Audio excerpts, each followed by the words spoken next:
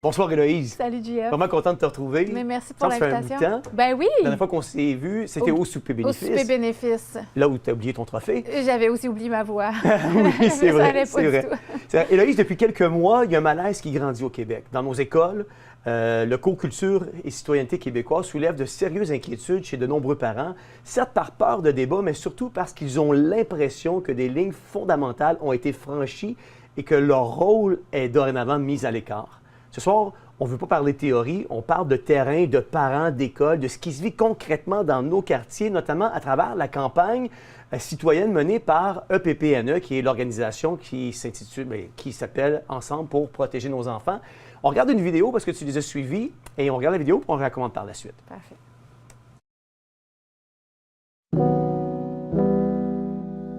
Aujourd'hui, je me joins à un mouvement qui me tient vraiment à cœur. C'est contre l'idéologie de genre dans les écoles. On va faire du porte-à-porte pour proposer aux gens de mettre des pancartes sur leur terrain pour montrer qu'ils sont contre l'idéologie de genre.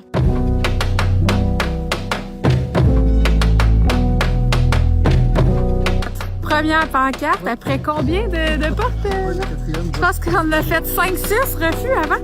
Les Québécois osent vraiment pas s'afficher.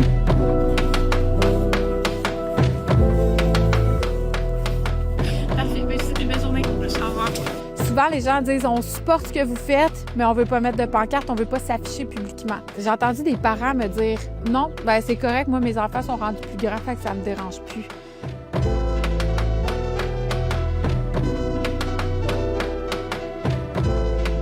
Si vous voulez, vous pouvez commander votre pancarte, puis vous aussi afficher que vous êtes contre eppne.ca, puis vous pouvez aussi signer une pétition.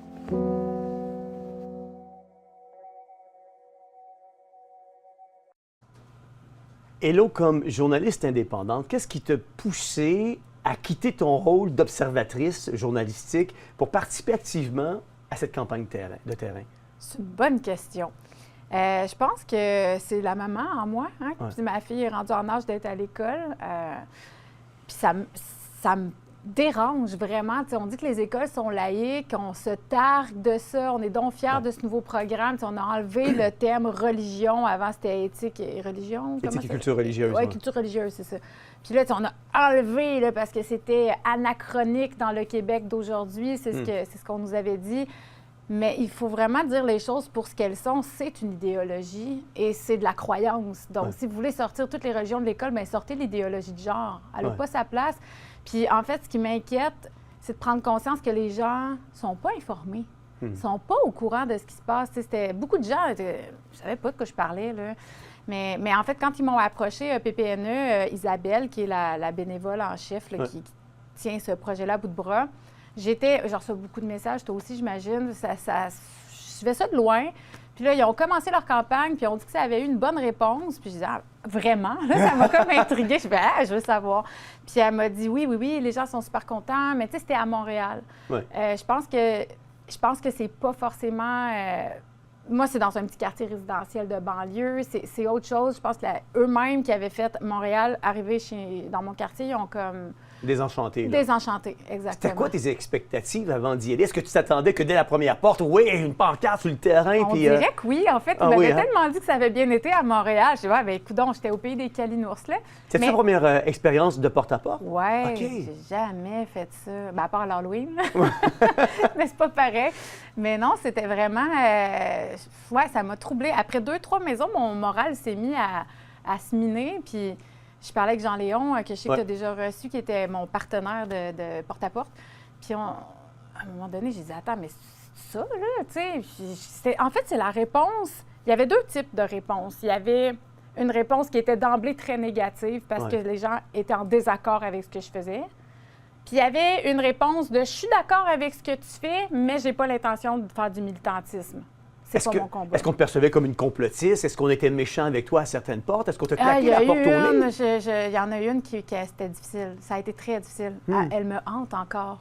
Ça m'a vraiment été fâchée, était enragée, puis elle m'a tenue pendant 10 minutes. Je n'étais plus capable de m'en aller. Puis là, j'essayais de reculer, puis faisait quand même moins 17, là, puis elle avait la porte ouverte pendant 10 minutes. En nu-pied, avec une serviette sur la tête, en robe de chambre. Pas moyen de m'en aller, mais elle était enragée. Elle disait que je choisissais des combats qui n'avaient pas lieu d'être. Puis les parents d'aujourd'hui font des enfants faibles. Puis en tout cas, c'était assez spécial. Beaucoup de jugements. y a plusieurs parents qui vous ont dit d'être d'accord avec vous, mais ne pas oser le dire publiquement. Qu'est-ce que ce silence-là, de ne pas avoir le courage de le dire publiquement, révèle pour toi? Beaucoup. Pour moi, c'est un peu une claque d'en face parce que, peut-être que la métaphore est forte, mais, tu sais, moi, je suis au front, OK? Toi aussi.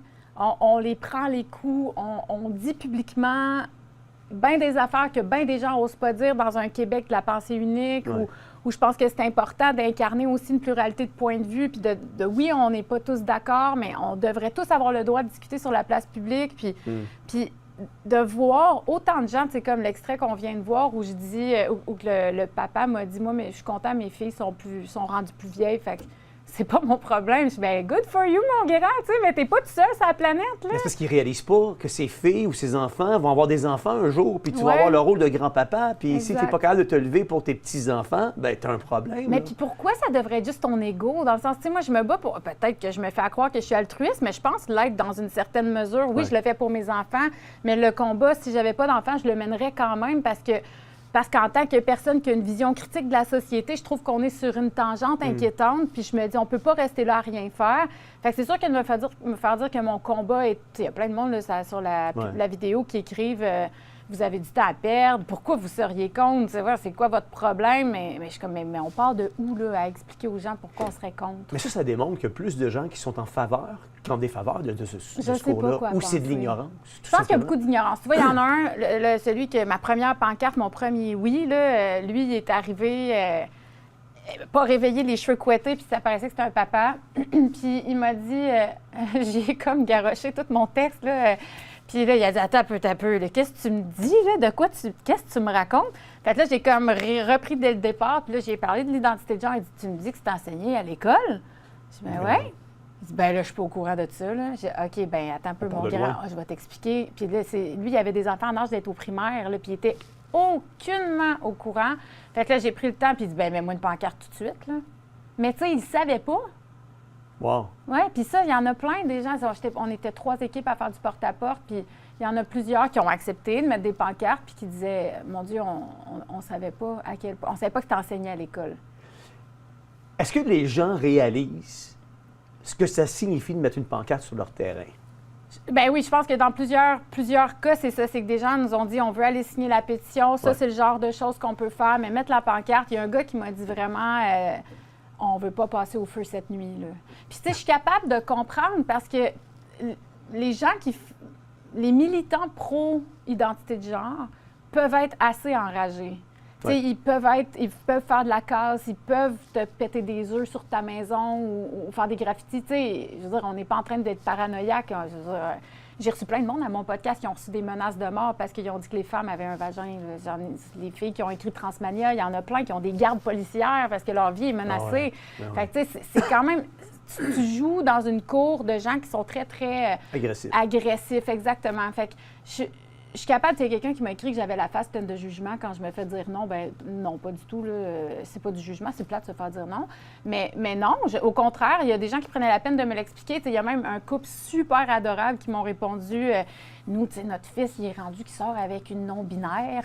On ne sait pas quoi faire avec ça. Puis, il était vraiment... Là, si on met la pancarte, imagine quand ils vont venir à Noël, de quoi qu'on va avoir l'air. Puis, on ne voudrait pas créer un incident diplomatique. Je dis, je comprends. Mais ils ont dit, on va quand même aller s'informer plus. Puis, lui, en plus, c'était très intéressant parce que c'était un ancien président d'une commission scolaire, je pense. Wow. Directeur de commission scolaire. Puis, il était vraiment d'accord que ça n'avait pas sa place, l'idéologie genre dans les écoles.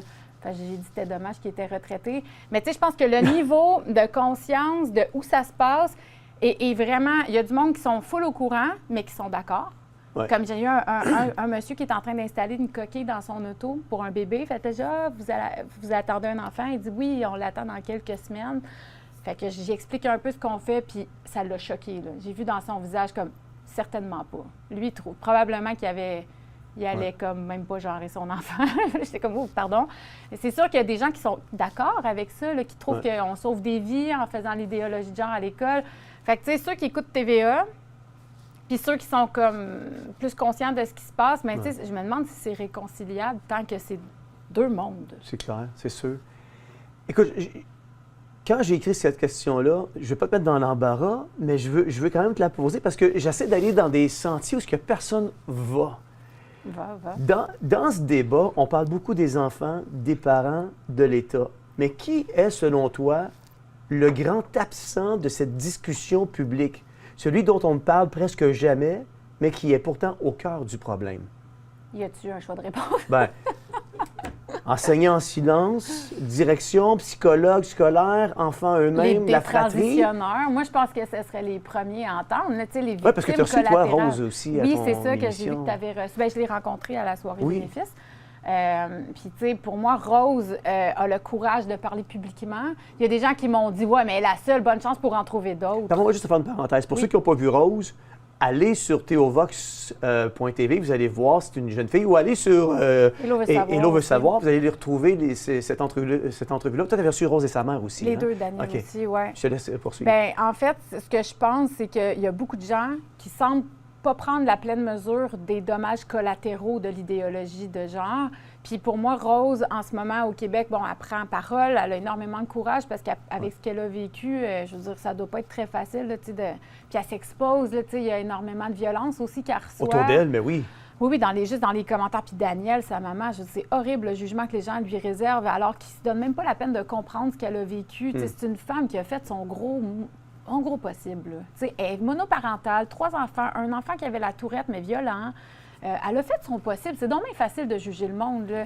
Puis pour moi, Rose, j'en ai écouté plein des histoires de détransitionneurs. Elle n'est pas la seule, mais c'est ça qui m'inquiète, c'est de me dire combien d'enfants on laisse tomber ou de jeunes qui ont besoin d'aide, parce que souvent, ils ont des troubles de santé mentale ou ils vivent, comme le docteur le disait juste avant, de la détresse, parce que c'est normal de vivre de la détresse pendant la crise d'adolescence. Puis au lieu vraiment de les soutenir, de les aider, on les met dans une affirmation de genre. Déjà comme ça, c'est un terme... Mais c'est un terme complètement fou, parce que quand tu fais quand tu vas consulter, tu n'es pas supposé être déjà avec un biais. C'est comme, OK, on prend qu'est-ce qu'il y a, qu'est-ce que tu as vécu comme traumatisme dans ton enfance. OK, on va travailler avec ça. Mais là, c'est non, OK, tu me dis que tu es un petit gars dans un corps de fille. Parfait. Allons-y de l'avant. On dit que le programme CCQ est fait pour protéger et accompagner les enfants. Mais est-ce que les parents que tu as rencontrés ont le sentiment d'être encore considérés comme des partenaires ou comme des obstacles? Je pense pas que les parents soient à ce point impliqués dans l'éducation de leurs enfants. Donc, ça, c'est triste d'entendre ça aujourd'hui. Tellement! Bien oui, puis j'ai reçu, je ne sais pas si tu as vu, mais j'ai fait un débat avec un étudiant de l'UQAM. Oui, j'ai vu. Du CCQ.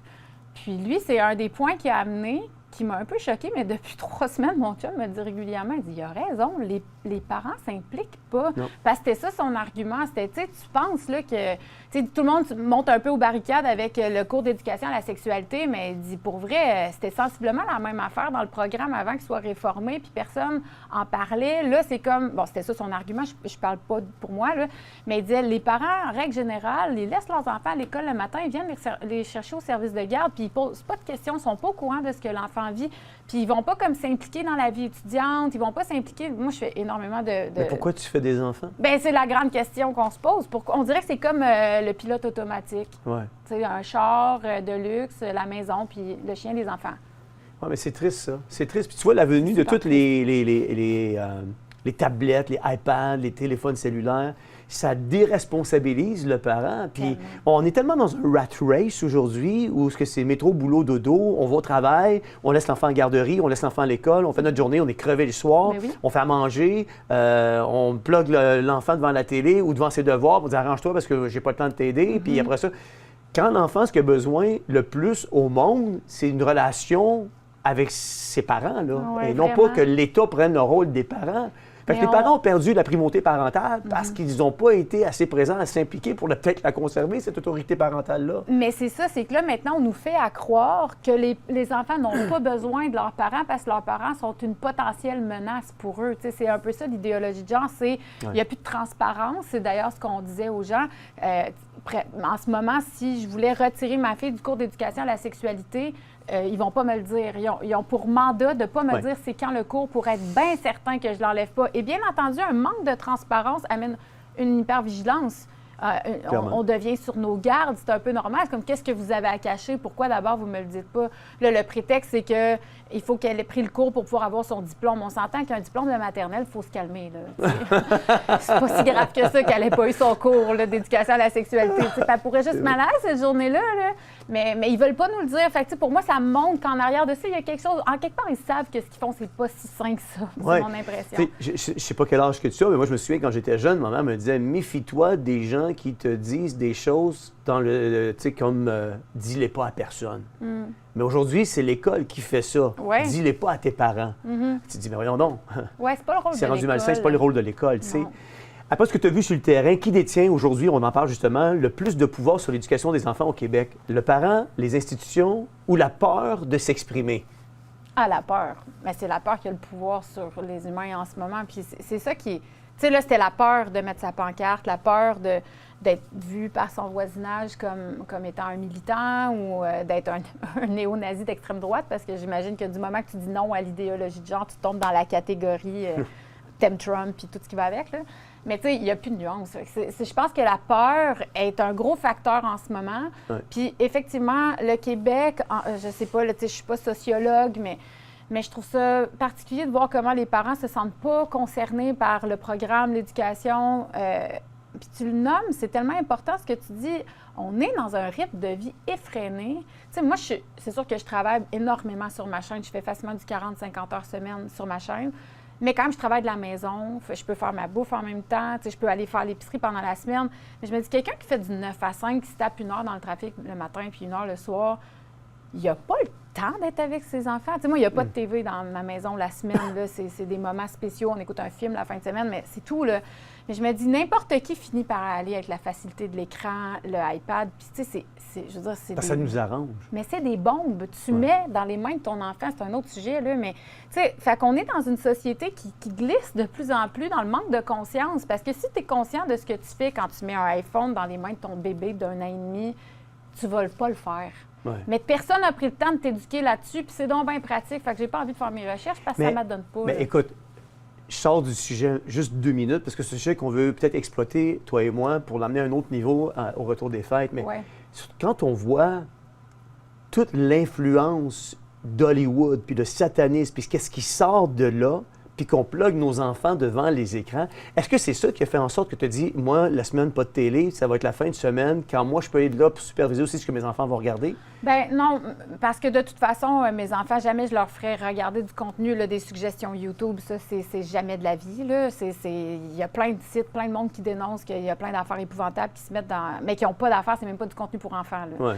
Fait que ça, c'est non. Les seules affaires qu'ils ont le droit de regarder, c'est genre passe-partout, puis genre des affaires que je suis avec eux. Généralement, on prend le temps de s'asseoir puis de vivre un moment. Je veux que ce soit un peu spécial. Quand encore passe-partout, il y a même des épisodes où on parle justement du transgenrisme. Mais je trouve pas que c'est fait d'une façon trop maladroite. Dans le sens que c'est pas, pour moi, j'en ai vu, là, c'est correct là, que Fardoche soit noir ou que... Moi, ça me pose pas de problème. C'est sûr qu'on reconnaît la commande en arrière. Oui, mais ce que moi, je veux dire, c'est déjà malsain parce que c'est déjà une désensibilisation puis une reprogrammation qu'on fait dans la tête de ton enfant, là. Mais en même temps, c'est vrai que c'est une réalité. T'sais, oui, il y a des homosexuels, fait que leur voisine soit gay, à la limite, moi, ça me fout rien, vraiment. Pour moi, ça, c'est pas grave. C'est quand c'est constamment appuyé puis suggéré comme étant la chose à faire. Ou, dans les épisodes de Passe-Partout, c'est assez rare. Là, elle n'est pas là souvent, puis c'est assez secondaire. Je comprends. Mais je suis d'accord avec toi, c'est ça. On sent qu'il y a un agenda derrière. Oui. C'est sûr qu'il y a un agenda derrière. Moi, j'ai fait une grosse étude quand j'étais pasteur de jeunesse à notre groupe de jeunes qu'on avait, puis je leur ai juste montré comment tu penses que la musique que tu écoutes ne t'influence pas, mais c'est prouvé que dans ton subconscient, ce que tu captes, ce que tu enregistres, c'est déjà là. Fait que c'est déjà des messages qu'on est en train de programmer dans la tête de ton enfant. Puis ça, c'est prouvé scientifiquement. On peut pas le changer. T'sais. Déjà que quand tu commences à le semer, il y a... moi, j'ai toujours dit à mes enfants, la porte que tu rouvres aujourd'hui dans ta vie devient ton combat de demain. Et je pense que plusieurs portes que les médias, que la télévision, que des émissions vont semer dans la vie d'un enfant, puis après ça, cet enfant-là, peut-être qu'il n'aura pas eu cette tentation-là, mais parce qu'il a appris, il a vu, il veut goûter, il veut expérimenter, Ouais. ça rouvre des portes dans sa vie, puis c'est là qu'il faut être vigilant. Ouais. Tu penses que si cette campagne-là n'avait pas été portée sur le genre ou la sexualité, mais sur n'importe la campagne que tu as faite, je veux dire, là, Oui. mais sur n'importe quel autre enjeu sensible, religion, langue, identité culturelle, penses-tu que la réaction des parents aurait été différente ou exactement la même? Ben, en fait, c'est une question qui est pertinente parce que je pense que les Québécois ne sont pas militants dans l'âme. Donc, peu importe le combat, de demander aux gens de soudainement comme s'afficher dans une forme de militantisme, ils ne sont pas à l'aise avec ça. T'sais, on n'aime pas la chicane. Il y a des sujets tabous à Noël, OK, on ne parlera pas de politique, OK, on ne parlera pas du vaccin, puis on ne parlera pas de masse. C'est comme ça, on est sûr. Mais quand est-ce qu'on confronte nos idées? Jamais, finalement. On va juste parler de l'inflation. Ça reste des conversations hyper superficielles. Ben oui, c'est ça. Puis ça aussi, c'est inquiétant comme société. Fait que, moi, je pense que ça n'en dit beaucoup de notre société. Ouais. J'espère que les Québécois vont se tanner de ce manque de chicane-là. Je ne suis pas en train de dire qu'il faut se chicaner, mais je pense que c'est sain de confronter nos idées, de forger notre esprit critique. Puis en n'osant plus aller dans aucune zone sensible, on va devenir non seulement très beige, mais on va se faire assimiler par quelque chose d'autre. Ouais.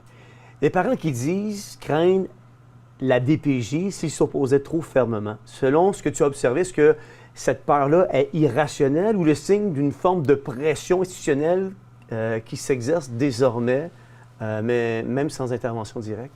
La DPJ par rapport à l'identité de genre ou en général? Bien, par rapport aux cours d'éducation, à la sexualité, à l'école, puis des parents qui s'objecteraient par rapport à ce que leurs enfants reçoivent ce cours-là. Que là, la DPJ pourrait débarquer. Ouais. Ben, encore hier, je parlais avec quelqu'un qui a vécu une situation comme ça. La DPJ, mais en fait, c'est pas hier, c'est ce matin. C'était dans un autre contexte, mais c'était à l'accoucher. Puis, je ne sais plus quelle affaire qu'elle a refusé. Elle a refusé une césarienne parce qu'il voulait lui imposer une césarienne. Puis, bref, de fil en aiguille, elle a dû refuser des traitements à son enfant parce qu'elle ne fitait pas dans le protocole. Puis, on dit, bon, on va devoir vous signaler à la DPJ. Fait que là, tu es en train d'accoucher de ton bébé, là. Puis tu sais que la DPJ va peut-être débarquer chez vous la semaine suivante parce que déjà, tu es un mauvais parent. T'sais. Fait que c'est un fait qu'on brandit très souvent la DPJ comme une menace. Ouais. Si tu n'es pas le parent textbook, là, celui qui fit dans les bons rangs, le bon citoyen, à tout moment, la DPJ peut débarquer. Puis des histoires de gens qui ont eu la DPJ qui est débarquée chez eux, j'en ai. Toi, ça te préoccupe-tu? Bien, j'y pense pas, en fait, là, parce que j'essaie de ne pas vivre dans la peur. Si ça arrive, je vais le vivre, là, mais que je les vois, venez-vous-en. Pourquoi, selon toi, au Québec, c'est rendu si risqué de dire publiquement qu'on n'est pas d'accord avec ces questions-là? Mais je pense que ça a été orchestré d'une certaine façon. T'sais, on a créé un climat social au Québec où il y a eu énormément de coercition, de rejet social, de haine qui a été dirigée. Je pourrais penser à Patrick Lagacé, là, qui est dans toutes les bouches aujourd'hui, parce qu'il a reçu Guillaume Lemaitre-Vierge. Mais tu sais, la haine qu'il y a eu dans ses propos, puis il continue, il maintient ses propos, puis c'est un des journalistes les plus écoutés au Québec quand même, tu sais. Puis mettons juste voir le traitement qu'on a réservé à Guillaume Lemaitre-Vierge, où il s'est fait, mais vraiment lapidé sur la place publique à répétition. C'était d'une violence inouïe d'assister à ça. Je pense que n'importe qui se dit « Mon Dieu, je vais fermer ma boîte. » Tu n'as pas envie de prendre parole. C'est inquiétant. Là. Déjà là, dans cette entrevue-là, parce que tu en fais mention, quand tu dis qu'il y a d'autres personnes issues de l'industrie du showbiz qui n'ont pas été injectées, puis on les a pas nommées, on les a pas exposées sur la sphère publique, mais toi, c'était d'intérêt public. Tu disais, attends une minute, là. Ouais. Pourquoi moi, c'est plus d'intérêt public? Il est plus connu, peut-être. C'était un A-lister, comme on dit. C'était le chouchou de la TV, Guillaume, là. Fait qu'il est comme devenu le bouc émissaire de regarder si lui, il peut comme passer de héros à zéro en 3 secondes, n'importe qui d'autre. C'est ça. Mais moi, ce que je peux te dire, c'est que Lagacé manque de jugement. Parce que c'est lui qui a posté cette entrevue-là. Je me demande comment tu peux être aussi cave puis poster une entrevue comme ça quand toute l'opinion publique est contre toi dans les commentaires que j'ai lus. La majorité des commentaires que j'ai lus aujourd'hui, mais c'est parce que c'était sur un but de toi-même. Mais je pense qu'à 98.5, il doit y avoir du monde qui l'aime. Moi, j'en connais pas, là, personnellement, des gens qui l'aiment. Mais tu sais, s'il est écouté, c'est parce qu'il y a des gens qui l'apprécient, j'imagine. Je sais pas. Mais moi, je pense que ça crée un climat social au Québec qui fait que... Puis, premièrement, on a peur pour notre job. Tu te fais traiter de transphobe, là. Tu peux perdre ton emploi, là. C'est grave, là. Fait que, puis d'être transphobe, maintenant, c'est dire que juste les femmes peuvent accoucher. Fait que, tu sais, finalement, il y a tellement... le terrain est miné partout. Fait que c'est plus sécuritaire de juste rien dire. Je comprends, Mais moi, je pense que le monde manque vraiment de courage. Puis à un moment donné, les gens, il va falloir que vous preniez chacun un combat qui vous est cher, puis que vous alliez au bout de vos convictions, parce qu'on ne peut pas vivre en n'étant pas en train d'être profondément aligné avec son intégrité. Absolument. Puis un jour ou l'autre, vous allez tomber en dépression. Mon père me dit, tu es aussi bien de vivre à la fin du mois avec 5 piastres dans tes poches, puis quand tu te regardes dans le miroir, tu es aligné avec ta posture puis ton intégrité, que de vivre 2000 piastres puis avoir prostitué tes convictions. Exactement. Puis je suis entièrement d'accord. Oui, bien, on n'est pas beaucoup qui se tiennent dans ces bottes-là au Québec. Malheureusement De pas. plus en plus de gens vont avoir envie de le faire parce que je J'espère. pense qu'il faut qu'il se passe de quoi. Tu as absolument raison. Hello, merci beaucoup d'avoir été avec nous. Merci beaucoup. Ce qu'Héloïse a démontré ce soir, c'est une réalité bien concrète. Les parents inquiets, silencieux, qui ont l'impression d'avoir perdu leur place. Quand la peur remplace le dialogue, c'est un signal d'alarme.